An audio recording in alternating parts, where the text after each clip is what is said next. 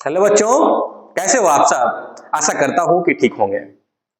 अभी तक हम लोग मध्यकालीन भारत पढ़ रहे थे, लेकिन आज की क्लास में हम करंट के टॉपिक आर्थिक सर्वेक्षण की बात करेंगे कि आर्थिक सर्वेक्षण है क्या, आर्थिक सर्वेक्षण कब आता है और आर्थिक सर्वेक्षण को किसके द्वारा प्रस्तुत किया जाता है।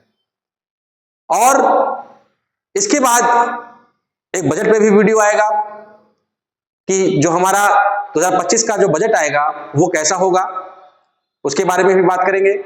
लेकिन 31 जनवरी 2025 को श्रीमती निर्मला सीतारमण, जो कि भारत सरकार की वित्त मंत्री हैं, उनके द्वारा आर्थिक सर्वेक्षण प्रस्तुत किया गया। और प्रत्येक वर्ष बजट से एक दिन पहले आर्थिक सर्वेक्षण को क्या किया जाता है बेटा, पेश किया जाता है, इकोनॉमिक सर्वे को पेश किया जाता है। और 1 फरवरी को क्या होता है, 1 फरवरी को आपका जो है बजट प्रस्तुत किया जाता है। इससे पहले क्या होता था, जो बजट 2 भागों में था, रेलवे अलग और सामान्य बजट अलग था। तब 31 मार्च को आर्थिक सर्वेक्षण और 1 अप्रैल को क्या होता था, बजट आता था। लेकिन फिर चेंज कर दिया गया। अब क्या हो गया है, 31 जनवरी को प्रत्येक साल 31 जनवरी को आपका आर्थिक सर्वेक्षण अर्थात इकोनॉमिक सर्वे आता है और 1 फरवरी को आपको क्या देखने को मिलता है, बजट दिखता है। मतलब वित्तीय वर्ष का जो लेखा जोखा जो बजट है वो 1 फरवरी को आपको प्रस्तुत किया जाता है। ठीक है, तो इससे रिलेटेड जो आर्थिक सर्वेक्षण से रिलेटेड प्रश्न आएंगे एग्जामिनेशन में, वो आज डिस्कस करेंगे। कब से आर्थिक सर्वेक्षण स्टार्ट हुआ है उसकी भी बात करेंगे, और उससे रिलेटेड जो 2024-25 फाइनेंशियल 25 के लिए जो आर्थिक सर्वेक्षण है उसमें क्या क्या महत्वपूर्ण बातें की गई हैं, क्या क्या चुनौतियां रही हैं, किस सेक्टर में क्या बढ़ा है, रोजगार का अवसर कितना बढ़ा है, इसके बारे में भी हम डिटेल में बात करेंगे। तो अपना धैर्य बनाए रखिए, क्लास को स्टार्ट करते हैं। तो बात करेंगे बेटा आर्थिक सर्वेक्षण। सबसे पहले आप लोग स्क्रीनशॉट ले लीजिए, चीजें बहुत छोटी छोटी लिखी है, तो आप लोग स्क्रीनशॉट लेने के बाद जब इसको जूम करेंगे तो आपको बहुत अच्छे से दिख जाएगा। तो आप इसका नोट्स जरूर बनाइएगा। ठीक है बेटा, आपने स्क्रीनशॉट ले लिया होगा। तो बात कर रहे हैं हम लोग आर्थिक सर्वेक्षण इकोनॉमिक सर्वे की बात कर रहे हैं और 2024-25 की बात कर रहे हैं। जैसा कि यह क्या है, वार्षिक रिपोर्ट है जिसे भारत सरकार का कौन, वित्त मंत्रालय, भारत सरकार का कौन, वित्त मंत्रालय, और ये क्या है, वार्षिक रिपोर्ट है। अब प्रत्येक वर्ष क्या होता है, प्रत्येक वर्ष बजट से 1 दिन पूर्व संसद में प्रस्तुत किया जाता है। क्या है, वार्षिक रिपोर्ट है जो बजट से एक भारत सरकार के वित्त मंत्रालय द्वारा बजट से 1 दिन पूर्व पेश किया जाता है। तो बजट 1 फरवरी को आएगा और 31 जनवरी 2025 को वित्त मंत्री श्रीमती निर्मला सीतारमण ने आर्थिक सर्वेक्षण क्या किया, संसद में प्रस्तुत किया। तो पहला क्वेश्चन हो गया, वित्त मंत्री कौन है, श्रीमती निर्मला सीतारमण। और कब पेश किया, 31 जनवरी 2025 को आर्थिक सर्वेक्षण को संसद के समक्ष प्रस्तुत किया। ठीक है बेटा, फिर बात करेंगे कि आखिर आर्थिक सर्वेक्षण प्रस्तुत तो वित्त मंत्री करती हैं, लेकिन जो तैयार करने की बात आती है तो तैयार जो है वित्त मंत्री नहीं करती है। वो कौन करता है, मुख्य आर्थिक सलाहकार है वित्त मंत्री के, मुख्य आर्थिक सलाहकार जिनका नाम है doctor Anant Nageswaran, doctor Anant V Nageswaran. बेटा गलत हो गया है, डॉक्टर अनंत वी नागेश्वरन। ठीक है, डॉक्टर अनंत वी नागेश्वरन के नेतृत्व में तैयार किया गया। इसके पहले अगर आर्थिक सर्वेक्षण की बात करें कब से प्रस्तुत किया जाता है, ऐसा प्रश्न अगर आपके एग्जामिनेशन में आया तो 1950-51 से आर्थिक सर्वेक्षण प्रत्येक वर्ष संसद के समक्ष वित्त मंत्री के द्वारा प्रस्तुत किया जाता है। लेकिन 1964 के बजट में कुछ अतिरिक्त प्रावधान दिया गया और इसमें कहा गया बजट के अतिरिक्त, पहले क्या था, जो 1950 से 51 वाली बात होती थी, उसी समय बजट और उसी टाइम में क्या होता था, आर्थिक सर्वेक्षण प्रस्तुत किया जाता था। लेकिन 1964 के बाद दोनों को अलग अलग कर दिया। बजट एक दिन पेश होता है और जो आपका आर्थिक सर्वेक्षण है वो दूसरे एक दिन पहले ही पेश होता है। ठीक है, पहले क्या सुविधा थी, 31 मार्च, 1 अप्रैल फाइनेंशियल 31 मार्च तक था, 1 अप्रैल से नया सेशन स्टार्ट होता था। परंतु अब क्या है, 31 जनवरी हो गया है आर्थिक सर्वेक्षण प्रस्तुत करने का, और बजट प्रस्तुत करने का जो समय हो गया है 1 फरवरी हो गया है। तो किसने तैयार किया, जो सलाहकार आर्थिक सलाहकार हैं वी अनंत श्री नागेश्वरन ने। ठीक है, अब बात करते हैं कि आखिर जो आर्थिक सर्वेक्षण है उसकी विशेषताएं क्या होती हैं, आखिर क्यों प्रस्तुत किया जाता है। तो पहला है, अर्थव्यवस्था का आकलन किया जाता है। जब हम बजट तैयार करते हैं, जैसे 2025 का बजट तैयार करेंगे या बजट आएगा जो, उसमें ये लिखा होता है कि आने वाले समय में हम करेंगे क्या, इतना पैसा इस क्षेत्र में, इतना पैसा उस क्षेत्र में, हमारा राजकोषीय घाटा इतना होगा, पूंजीगत घाटा इतना है, उसके लिए इतना पैसा यहां से आएगा, ब्याज यहां से आएगा, और कर के लिए इतना क्या क्या कर होगा, स्लैब क्या होगा आने वाले समय में, वो निर्धारित होता था, बजट में निर्धारित होता है। परंतु पूरे जो बजट निर्धारित हुआ, उस निर्धारित बजट में हमने क्या क्या कर लिया, उसका आकलन क्या कहलाता है बेटा, आर्थिक सर्वेक्षण कहलाता है। ठीक है, तो क्या करते हैं, अर्थव्यवस्था का आकलन किया जाता है आर्थिक सर्वेक्षण के द्वारा। इसमें तुलना की जाती है विकास दर और जीडीपी, ग्रॉस डोमेस्टिक प्रोडक्ट, और विकास दर, कितने विकास दर के हिसाब से भारत की जो अर्थव्यवस्था है वो कितनी बढ़ी, कितनी घटी, भारत का जीडीपी रेट कितना रहा, जीडीपी रेट कितना कम रहा, इसके बारे में भी अगर हम बात करेंगे तो आर्थिक सर्वेक्षण की बात करते हैं। तीसरा जो है, राजकोषीय नीति, हमारी राजकोषीय नीति पिछले साल कैसी रही, उसके बारे में, आय व्यय, रेपो रेट, ये सब जितने भी राजकोषीय नीति आ रही है, इसमें जो रिलेटेड जो चीजें हैं हम क्या करते हैं, आर्थिक सर्वेक्षण में प्रस्तुत करते हैं। नेक्स्ट है नीतिगत सुझाव। पिछले साल हमारी जो अर्थव्यवस्था रही उसमें क्या क्या चुनौतियां देखी गई, उससे उभरने के लिए हमें आगे और क्या करना चाहिए, तो आर्थिक सर्वेक्षण के द्वारा हमको नीतिगत सुझाव मिलता है पिछले साल की, इस ईयर में पिछले साल की तुलना से, ताकि आने वाली जो अर्थव्यवस्था, आने वाला जो समय है वो अच्छा हो सके, उसके लिए हम आर्थिक सर्वेक्षण प्रस्तुत करते हैं। जो पांचवी विशेषता है बेटा वो है वैश्विक परिदृश्य। वैश्विक परिदृश्य का मतलब ये है कि हम वर्तमान में जो हमारा पड़ोसी देश है या हमसे जो विकसित देश हैं उनसे हमारी प्रतिस्पर्धा कहां तक पहुंची है, हम उससे कहां तक आगे हैं या पीछे हैं, उसके बारे में भी आकलन करना हमें कहां से मिलता है, वो आकलन कहां से करते हैं, आर्थिक सर्वेक्षण के द्वारा ही हम आकलन कर पाते हैं। ओवरऑल कहा जाए, एक वार्षिक रिपोर्ट है जिससे पिछले साल में क्या क्या घटित हुआ, क्या अच्छा रहा, क्या बुरा रहा, इसमें क्या सुधार हमें करना चाहिए और कहां पे चुनौतियां हैं जिसे सुधार करने के लिए हमें अलग से प्रयास करना पड़ेगा। तो इन सब का समग्र अध्ययन जो है हमें कहां से मिलता है, आर्थिक सर्वेक्षण से मिलता है, जो 31 जनवरी को प्रस्तुत किया जाता है। किसके द्वारा, वित्त मंत्री के द्वारा, जो वर्तमान समय में 31 जनवरी 2025 को वित्त मंत्री श्रीमती निर्मला सीतारमण के द्वारा संसद में प्रस्तुत किया गया। जबकि जो आर्थिक सर्वेक्षण का रिपोर्ट है वो उनके आर्थिक सलाहकार श्री डॉक्टर वी अनंत नागेश्वरन के द्वारा तैयार किया गया था। ये जो 3-4 पॉइंट हैं, इससे रिलेटेड प्रश्न जो है जरूर पूछा जाता है। अब बात करेंगे कि जो आर्थिक सर्वेक्षण 2024-25 प्रस्तुत किया गया उसमें क्या क्या महत्वपूर्ण बातें हैं। ठीक है, तो 2024 से संबंधित कुछ महत्वपूर्ण बातें करेंगे। पहला है, सकल घरेलू उत्पाद में वृद्धि हुई है।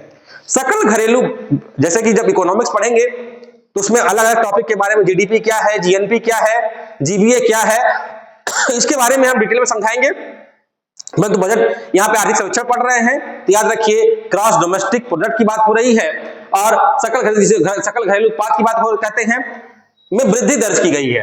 वित्त वर्ष 2024-25 में जीडीपी जो है क्या रहने का अनुमान है, 6.4% रहने का अनुमान है। जो जीडीपी का ग्रोथ है वो कैसा अनुमान है, 6.4% रहने का अनुमान है, जो पिछले 4 वर्षों से सबसे कम है। ठीक है। जो जीडीपी ग्रोथ है पिछले 4 वर्ष मतलब जो कोरोना काल था उससे भी कम है, क्या है ग्रोथ रेट 6.4% है।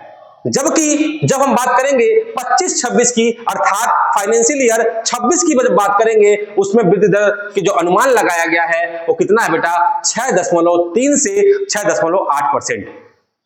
जो जीडीपी ग्रोथ है कितना 6.3 से 6.8% रहने की संभावना व्यक्त की गई है, ठीक है, हमारे आर्थिक सर्वेक्षण में। तो जीडीपी ग्रोथ 2024-25 के लिए कितना 6.4।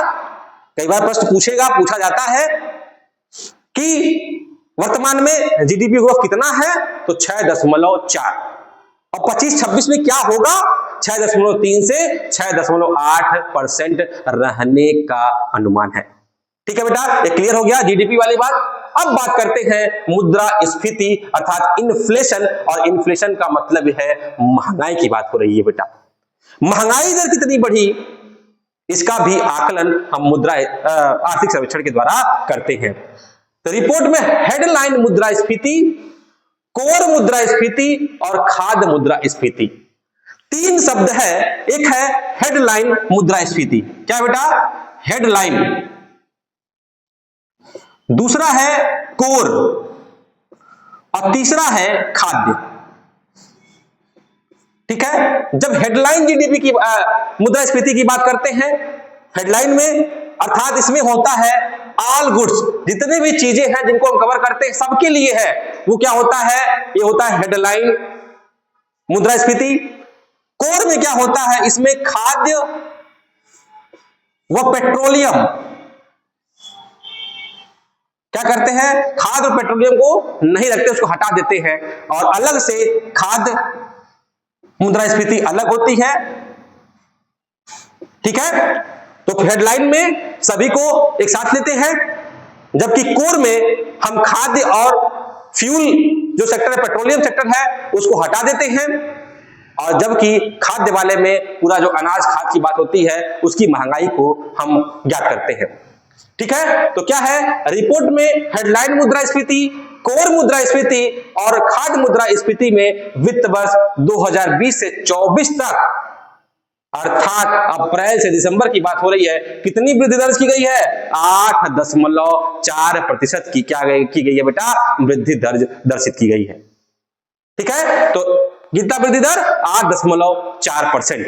महंगाई की बात करें तो 5.4 से 5.4% थी, जो घट कर कितनी हो गई है महंगाई दर अर्थात 4.9 हुई है। अर्थात कहा जा सकता है कि महंगाई दर क्या हुई है घटी है, किस पे कंज्यूमर प्राइस इंडेक्स पर।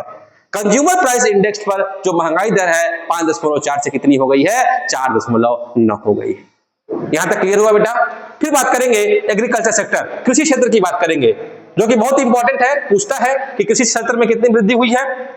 तो रिकॉर्ड खरीफ उत्पादन, मजबूत ग्रामीण मांग के कारण 25 में कृषि क्षेत्र में कितनी वृद्धि की गई बेटा, इतना याद रखना, उतना याद रखने की जरूरत नहीं है। कृषि क्षेत्र में 3.8% की क्या है बेटा वृद्धि दर दर्शाया गया है, वृद्धि दर्ज प्रदर्शित किया गया है 3.8% की वृद्धि दर कितना है, ये बहुत ही इंपॉर्टेंट है, यहाँ इसको याद रखना। कृषि क्षेत्र में 3.8%, ठीक है।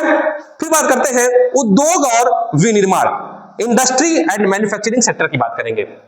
तो इंडस्ट्रियल सेक्टर में या मैन्युफैक्चरिंग सेक्टर में जो ग्रोथ है उसकी बात कर रहे हैं। तो वित्त वर्ष 2024-25 में 6.2% की वृद्धि के साथ कम वैश्विक मांग के विनिर्माण की प्रगति क्या रही, धीमी रही। जो मैन्युफैक्चरिंग सेक्टर की जो प्रगति दर है 6.2% के साथ धीमी रही, इसमें विकास नहीं दिखा, इसमें तेजी नहीं दिखी, ये क्या रहा बेटा धीमी रही। फिर बात करते हैं सर्विस सेक्टर। सर्विस सेक्टर में फाइनेंशियल ईयर 2025 में 7.2% की वृद्धि दर के साथ बढ़ा, जिसमें सूचना प्रौद्योगिकी इंफॉर्मेशन टेक्नोलॉजी, वित्त एंड हॉस्पिटैलिटी क्षेत्रों का महत्वपूर्ण योगदान रहा है। मतलब सेवा क्षेत्र कितना 7.2% से वृद्धि कर रहा है, एग्रीकल्चर सेक्टर 3.8% से वृद्धि कर रहा है, जबकि आपका जो है विनिर्माण क्षेत्र और उद्योग क्षेत्र जो है 6.2% से क्या हो रहा है धीमी रफ्तार को दर्शाता है, ठीक है बेटा। चलिए आगे बढ़ते हैं, बैंक ऋण की बात करते हैं। 2024 में सकल बैंक ऋण जो है 15% बढ़ गया है और इसका जो अनुमान है 164.3 लाख करोड़ हो गया है, जो वित्तीय स्थिरता को संकेत देता है। जो वित्तीय स्थिरता है, स्थिर हो गई है भारत की जो इकोनॉमी। और क्या है, इसमें जो सकल बैंक ऋण है 15% बढ़ गया है, जो उसका जो मनी है वो 164.3 लाख करोड़ रुपए हो गया है। ठीक है बेटा, बहुत इंपॉर्टेंट नहीं है लेकिन याद रखना। चलिए, वित्त वर्ष 2024 के अंत तक भारत $4 ट्रिलियन की अर्थव्यवस्था बनने का अनुमान लगाया है। मोस्ट इंपॉर्टेंट, ठीक है बेटा, कि भारत 2024-25 तक $4 ट्रिलियन की अर्थव्यवस्था बनने का अनुमान लगा लिया है। ठीक है, 4 ट्रिलियन। फिर बात करते हैं आरबीआई। रेपो रेट को दर्शाती है जितने भी बैंक रेट है, रिवर्स रेपो रेट है, ठीक है, सीआरआर है, इसका जो अनुमान है वो कौन लगाता है? आरबीआई लगाता है। कब रेपो रेट बढ़ाना है, कब रेपो रेट घटाना है, प्रत्येक तिमाही पे घटित होती है, हर तिमाही पे चेंज होता है। तो रेपो रेट की अगर बात करें तो रेपो रेट इन्फ्लेशन ईयर 2024 में, फाइनेंशियल ईयर 2024 में कितना रहा बेटा? 6.5% पर स्थिर रहा। रेपो रेट को बढ़ाया नहीं गया, क्या रहा? 6.5% रेपो रेट रहा। और बैंक दर जो रहा है न घटा है न बढ़ा है, क्या है? बैंक दर में कोई कटौती नहीं की गई। ठीक है बेटा, न बढ़ा है न घटा है, मतलब जो था वो स्थिर है, बैंक दर स्थिर था और जो रेपो रेट है वो 6.45 पर भी स्थिर रहा है।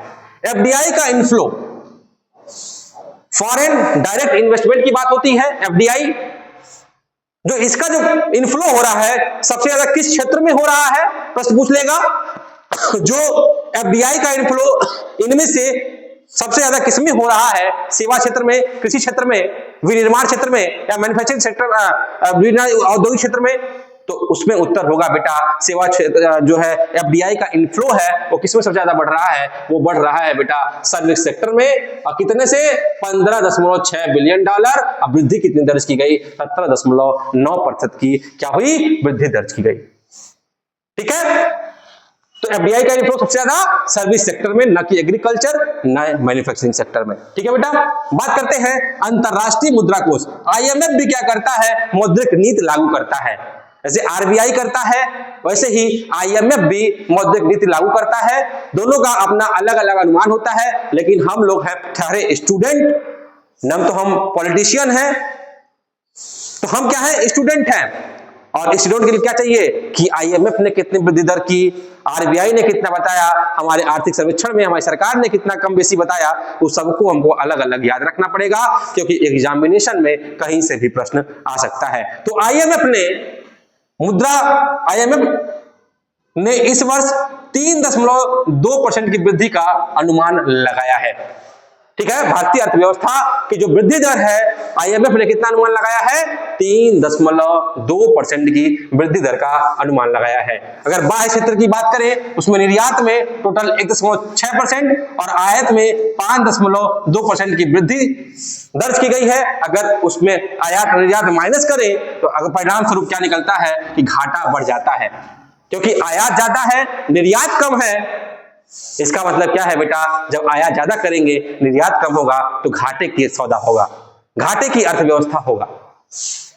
तो आयात और निर्यात वाले क्षेत्र में अगर हम बात करें तो हम घाटे में हैं। ठीक है, नेक्स्ट है वास्तविक सकल मूल्यवर्धन अर्थात जीवीए। फाइनेंशियल ईयर 2025 में कितना रहा है? 6.4% की वृद्धि का अनुमान लगाया गया है। जीवीए में फाइनेंशियल ईयर 2025 में 6.5% का अनुमान लगाया गया है।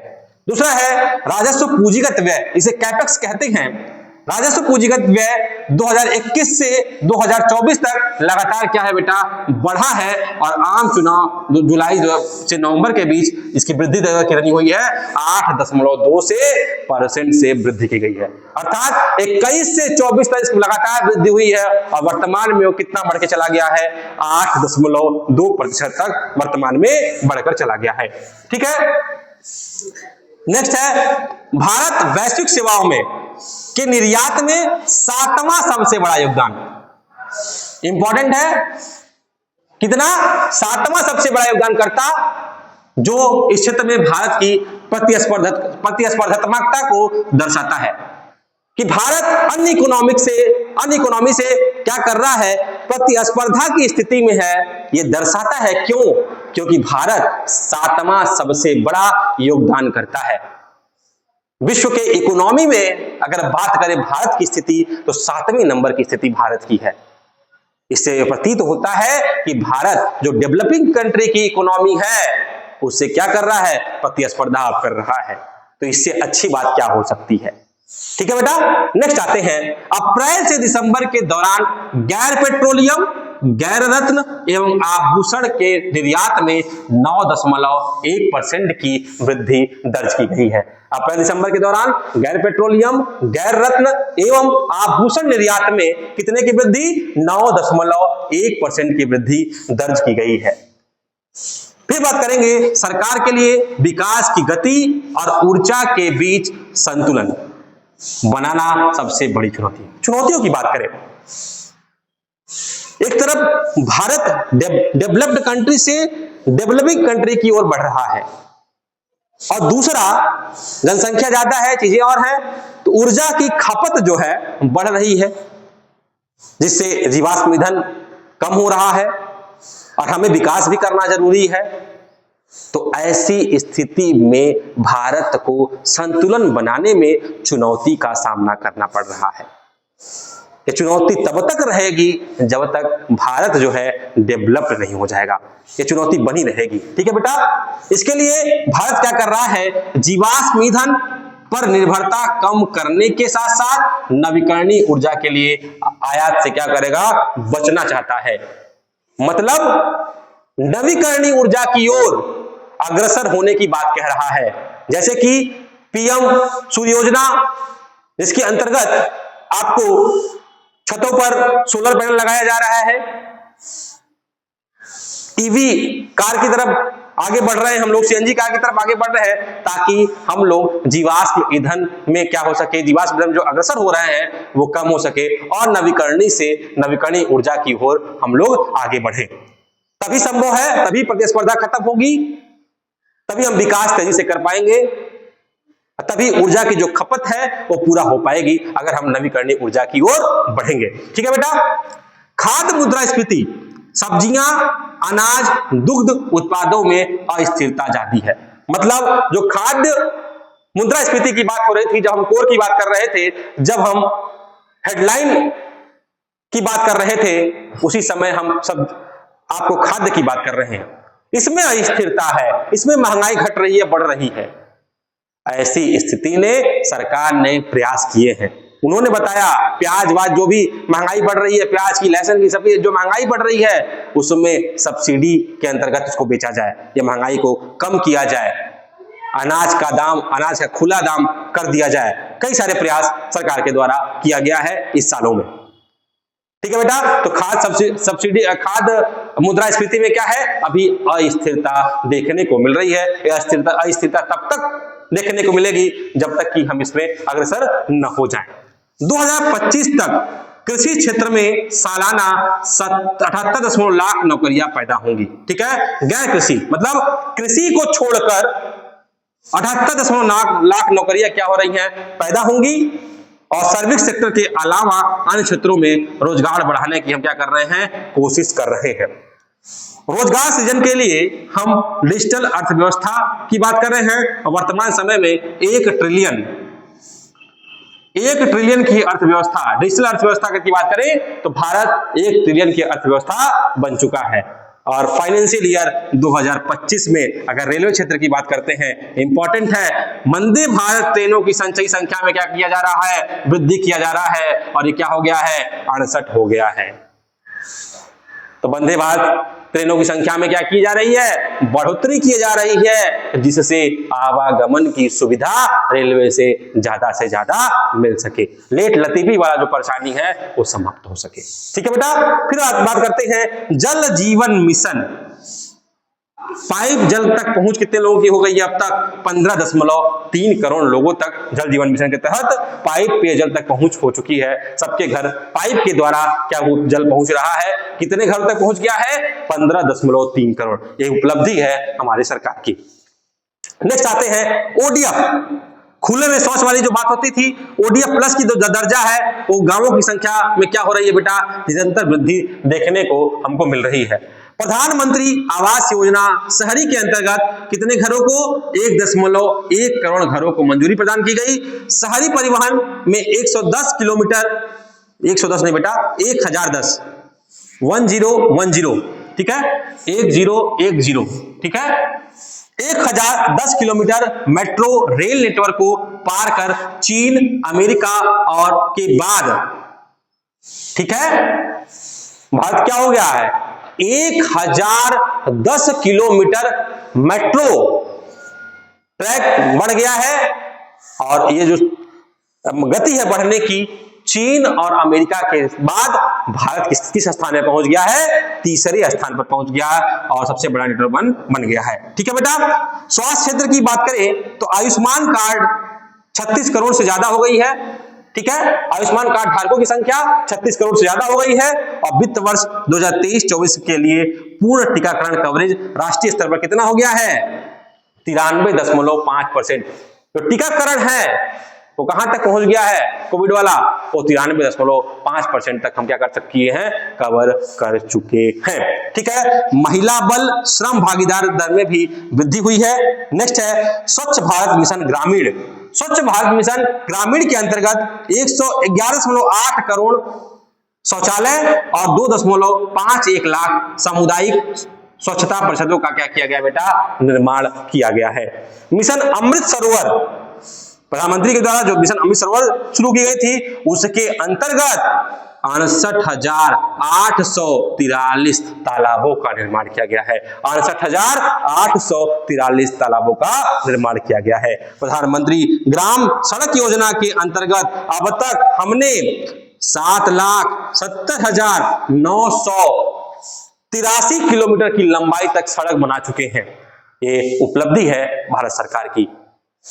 ठीक है, नेक्स्ट है बेटा प्रधानमंत्री आवास योजना ग्रामीण में कितने घर बन चुके हैं? 2.69 करोड़ घर। शहरी में कितने? 1.1, जबकि ग्रामीण में 2.691 करोड़ बन गए हैं। जल जीवन मिशन के अंतर्गत 12.2 करोड़ घरों को नल के जरिए कनेक्शन दिया गया है। 12.2 करोड़ घरों को नल के जरिए कनेक्शन दे दिया गया है। किसके तहत? जल जीवन मिशन के तहत।